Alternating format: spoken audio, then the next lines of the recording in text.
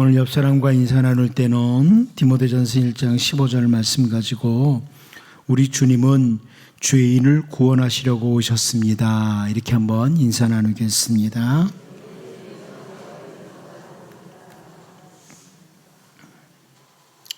사도 요한은 예수님께서 체포되시는 그 장면을 아주 인상적으로 기록을 하고 있습니다. 요한복음 18장 12절 말씀을 보면 이에 군대와 천부장과 유대인의 아랫사람들이 예수를 잡아 결박하여 그럽니다. 군대와 군인들, 천부장, 유대인의 아랫사람들이 예수님을 결박했다.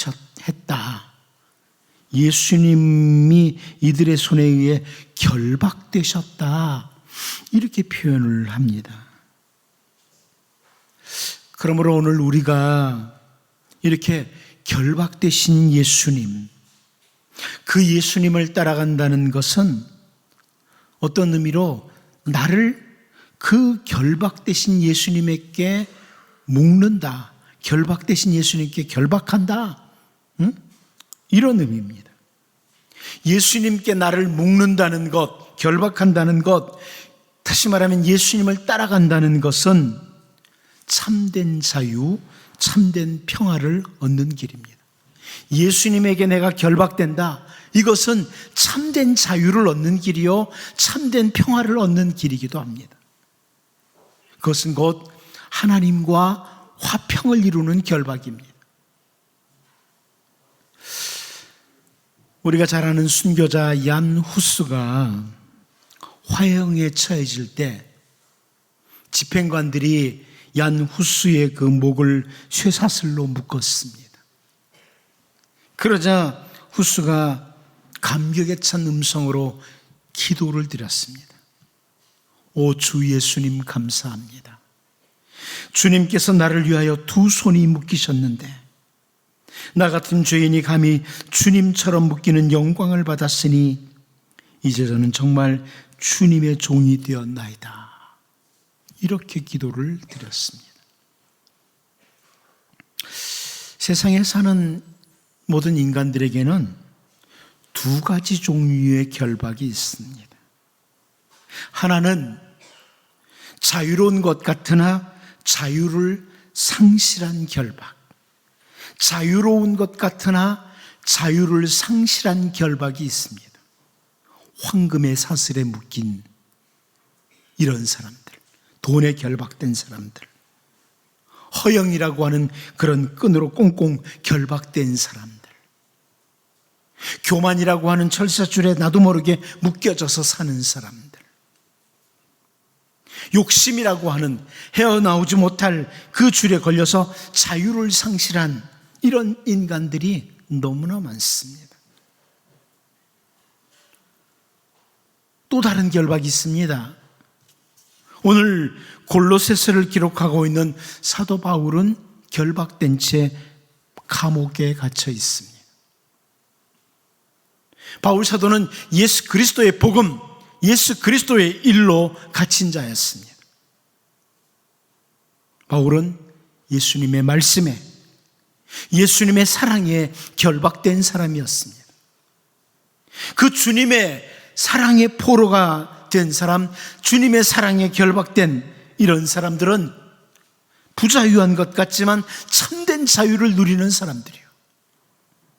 평강이 없는 것 같지만 하나님과 화평을 누리고 이웃과 화평을 누리는 이런 사람들이고, 수치를 당하는 것 같으나 아름다운 영광을 누리는 이런 사람들입니다. 오늘 종려주일입니다. 그리고 우리는 한 주간 고난주간을 보내게 될 것입니다. 워낙 세상이 바쁘게 분주하게 돌아가고 이 일 저 일이 많아서 심지어 믿는 사람들도 이제는 고난주간 생각도 안 하고 살아갑니다. 그런데 여러분, 고난주간을 맞으면서 우리를 위해서 예수님께서 결박되신 것을 우리가 먼저 기억하고, 나는 어디에 결박되어서 살아가고 있는가? 나는 이 세상의 줄에 결박되어서 살아가고 있는 자인지, 아니면 예수님에게 결박되어 살아가고 있는 자인지 한번 깊이 묵상하면서 고난주간을 보내기를 원합니다. 결박되신 주님과 함께 결박된 자는 참된 자유와 평강과 영광을 누리지만, 황금이나 허영이나 교만이나 욕심의 줄로 결박된 이런 자들은 이 세상에서 꽤 자유롭게 사는 것 같지만 실제로는 자유가 없고 평강도 없고 오직 수치만 드러낼 그런 사람들입니다. 특별히 오늘은 고난주간을 맞으면서 화목하게 하시는 그리스도, 우리 주 예수님의 모습을 좀 보면서, 예수님을 좀 살펴보면서 우리의 삶의 자세를 바로 갖고 살아가도록, 고난주간 한 주간 이 예수님 깊이 묵상하면서 살아가는 복 있는 주의 백성들로 우리가 설 수 있기를 바랍니다. 첫 번째로 저는 오늘 본문에서 예수님 안에 있는 모든 충만이라, 예수님 안에 모든 충만함이 있다, 이 부분을 우리가 이번 고난주간에 좀 묵상하기를 원합니다. 본문 19절을 같이 한번 읽어보겠습니다. 봅니다. 시작. 아버지께서는 모든 충만으로 예수 안에 거하게 하시고, 하나님 아버지께서 모든 충만으로 예수님 안에 거하게 했다, 이렇게 하나님의 말씀이 분명히 선포합니다.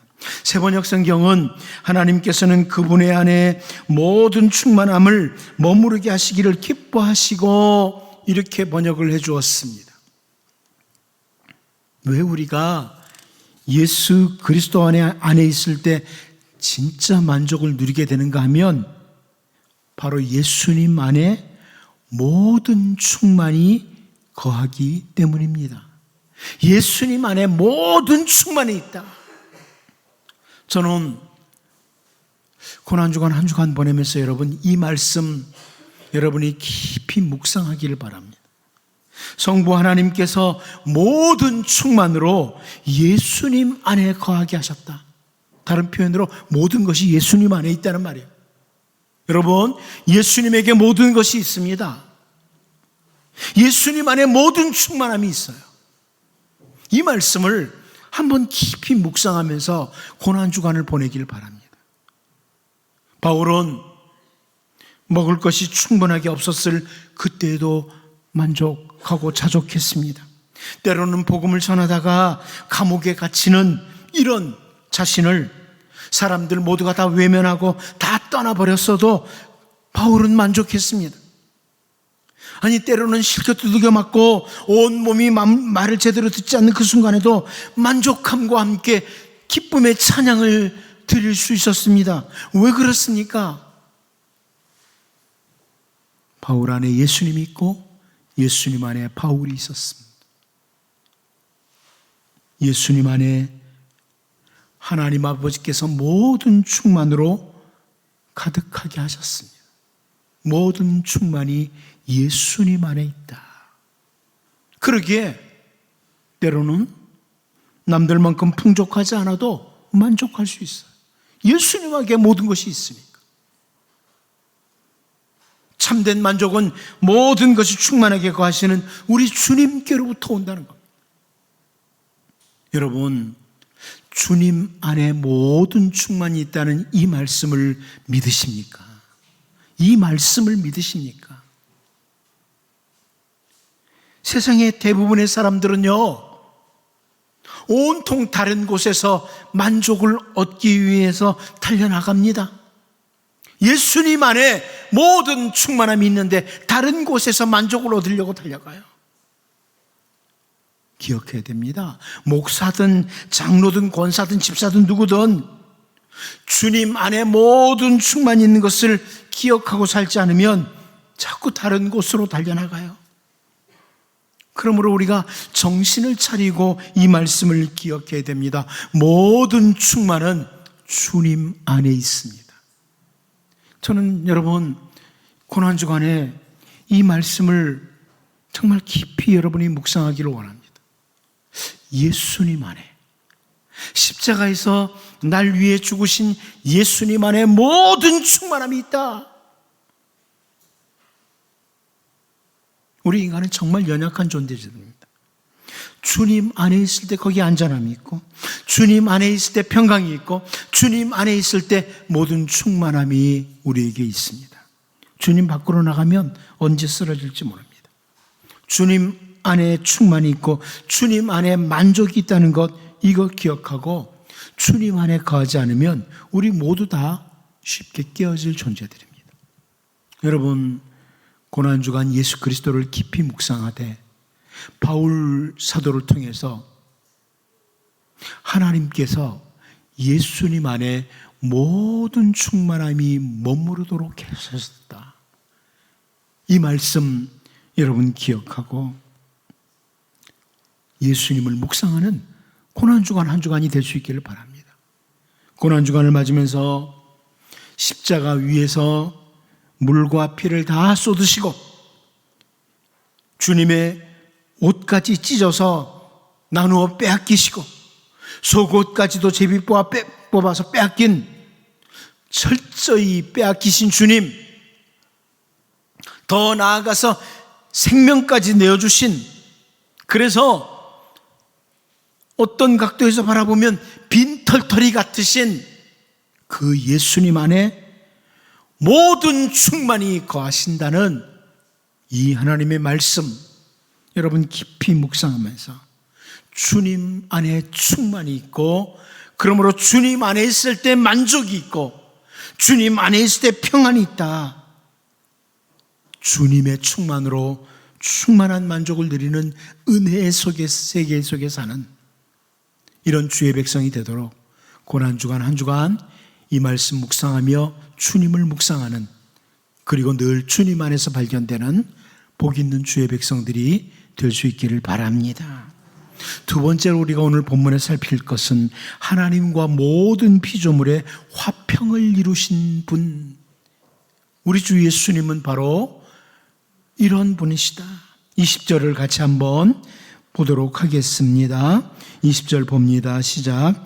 그의 십자가의 피로 화평을 이루사 만물 곧 땅에 있는 것들이나 하늘에 있는 것들이 그로 말미암아 자기와 화목하게 되기를 기뻐하심이라. 예수 그리스도의 십자가, 그 귀하신 보혈, 그 보혈은 하나님과 우리 사이를 화평하게 하신다.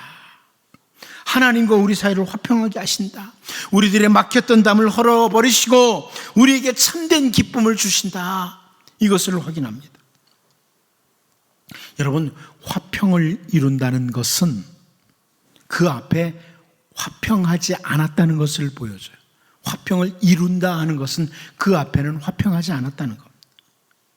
하나님과 우리 사이 화평이 깨어졌습니다.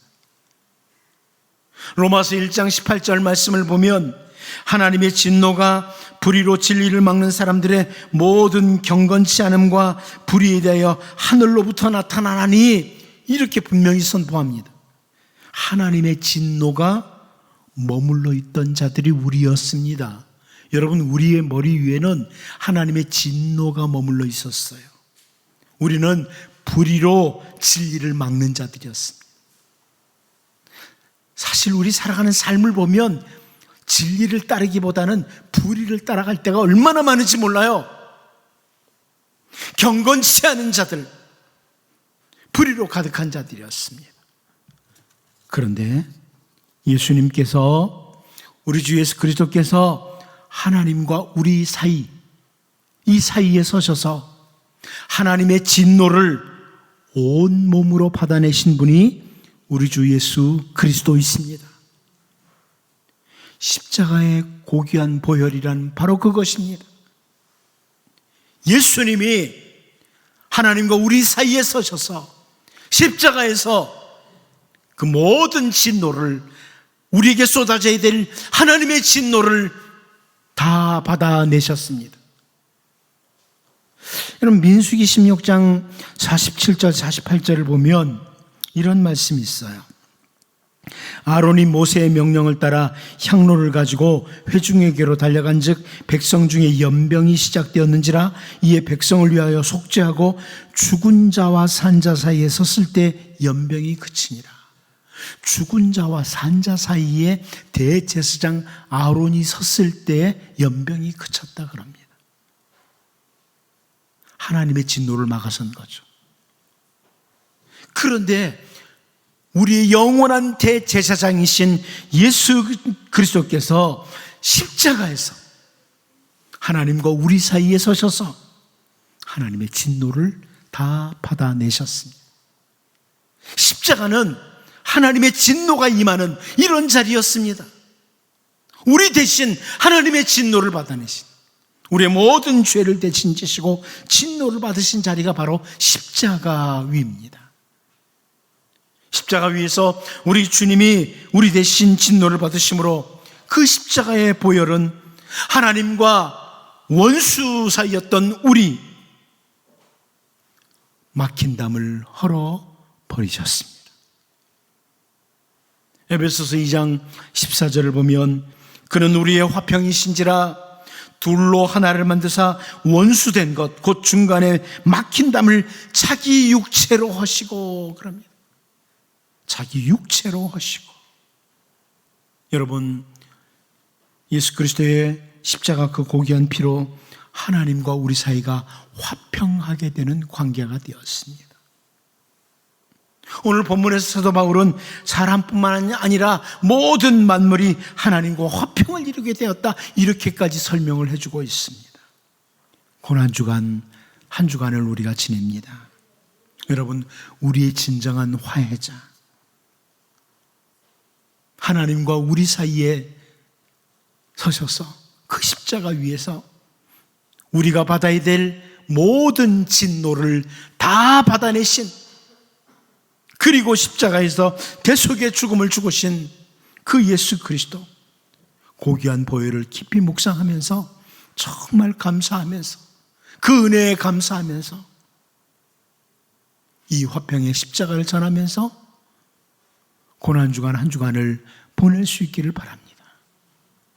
여러분, 고난주간 한 주간 그 십자가가 있었기에 우리가 이렇게 예배의 자리에 나올 수 있다는 것, 감히 하나님 앞에 나와서 예배할 수 있다는 것,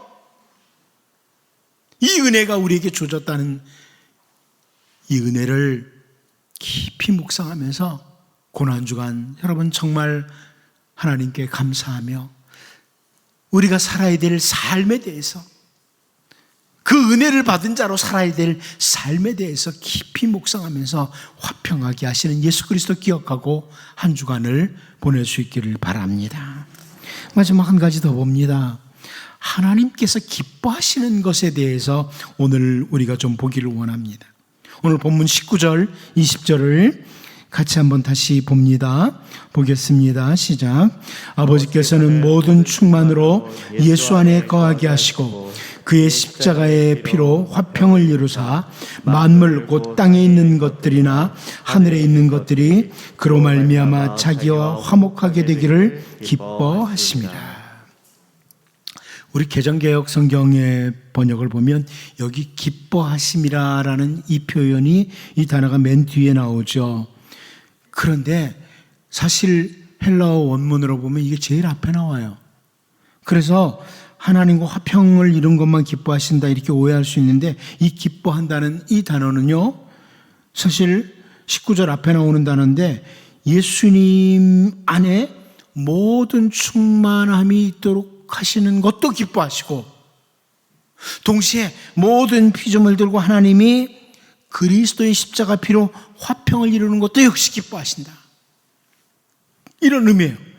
그러니까 예수님 안에 모든 충만이 있도록 하시는 것도 하나님이 기뻐하시는 것이고, 동시에 모든 피조물, 우리들이 하나님과 화평을 이루는 것, 그리스도의 십자가 피로 화평을 이루는 그것을 하나님은 기뻐하신다, 이런 의미입니다. 하나님의 자녀들은 우리들이 하나님께서 기뻐하시는 것이 무엇인지를 늘 알고 확인하고 사는 것 중요하죠. 하나님이 기뻐하시는 게 뭐냐?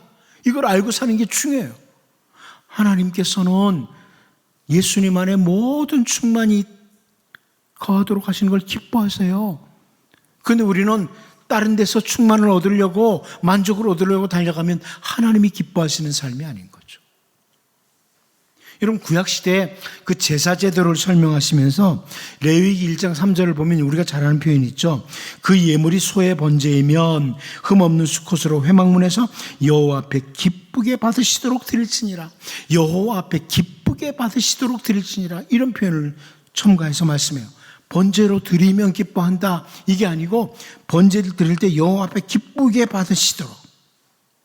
무조건 번제만 많이 드리면 기뻐하신다, 이게 아니라 그 자세가, 번제를 드린 자의 자세가 굉장히 중요하다는 것을 보여주죠. 그러므로 실제로 이사야 1장 11절에서 여러분 잘 아는 말씀이 있어요. 여호와께서 말씀하시되 너희의 무수한 재물이 내게 무엇이 유익하뇨? 나는 순양의 번제와 살찐 짐승의 기름에 배불렀고 나는 수송아지나 어린 양이나 순염소의 피를 기뻐하지 아니하노라. 선지자 이사야를 통해서 이런 표현을 해요. 그러니까 하나님께서 번제만 잔뜩 드렸다고 기뻐하는 건 아니라는 거예요. 그것을 드릴 때 우리의 자세, 이게 굉장히 중요한 거죠. 하나님께서 기쁘게 받으시도록 드려야 된다. 하나하나 정확히 보면서 말이에요. 그러니까 우리는 이 땅에 사는 동안에 하나님께서 기뻐하시는 것이 무엇인지 알고 고난주간 보내는 게 중요해요. 그냥 내가 인생을 사는 동안에 고난주간을 몇 번 보냈다, 그게 중요한 게 아니고 이 고난주간을 어떻게 보낼 때 주님이 기뻐하실까? 하나님께서 기뻐하실까? 이런 부분들을 깊이 묵상하고 지내는 거죠. 여기 특별히 예수 그리스도 안에 모든 충만이 있도록 하신 것을 기뻐하신다. 십자가에서 죽으시고 부활하신 예수님 안에 모든 충만이 있는 것을 하나님 아버지께서 기뻐하신다. 이 표현을 놓치면 안 돼요. 그러니까 세상에 사는 동안에 우리가 하나님 기뻐하시는 삶이 뭐냐? 예수님 안에 모든 충만이 있다는 것도 알고 늘 예수님 붙들고 사는 삶이죠. 십자가 붙들고 사는 삶이에요. 이 삶을 살아갈 때 하나님께서 기뻐하시지, 삶은 세상의 다른 것들로부터 만족을 얻으려고 이리 달려가고 저리 달려가고 그러면서 내가 고난주간 보내고 있어, 이게 중요한 게 아니라는 거야. 고난주간을 보낼 때 하나님이 기뻐하시는 건 뭐냐? 예수님 안에 모든 충만이 있다. 그렇다. 오직 예수님밖에 없다. 예수님의 십자가밖에 없다.